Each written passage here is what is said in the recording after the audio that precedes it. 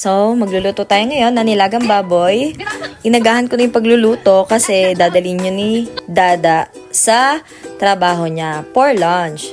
So, ito lang yung mga ingredients. Dito daw kasi kapag kung ano lang yung available na ingredients, ayun lang yung pwede mong isama. So, mag-saute lang tayo ng ginger, onion, and garlic. And then, lagyan na agad natin yung baboy. Lagyan natin ng pepper and ng patis. So, ito yung isa sa mga nilulook forward talaga ni Aldous, yung merong magluto para sa kanya.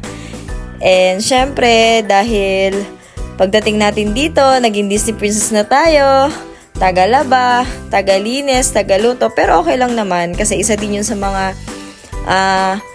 gusto kong gawin para sa kanya. So, ito nga, palalambutin lang natin yung baboy. Lalagay na natin yung patatas. Then, after nun, yung mga gulay. Ayan, luto na yan. Sobrang simple lang. Thank you nga pala sa TikTok para sa recipe na to. Charan! Ayan na, nilaga na yarn. And then, ayusin na natin yung baon ni Dada.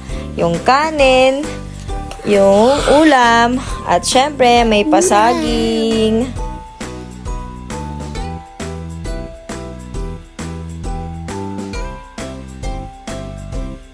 Be, yung baon ni Dada, binigit mo. Bilis, sabihin mo kay Dada. Nakalimutan yung baon mo na. Halika na.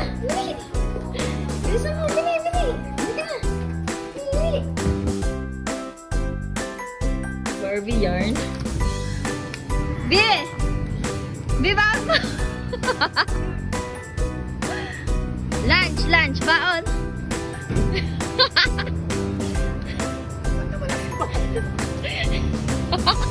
Okay na yan. Sabi ko na, Barbie. Bye-bye, Dada. Bye-bye, Labi.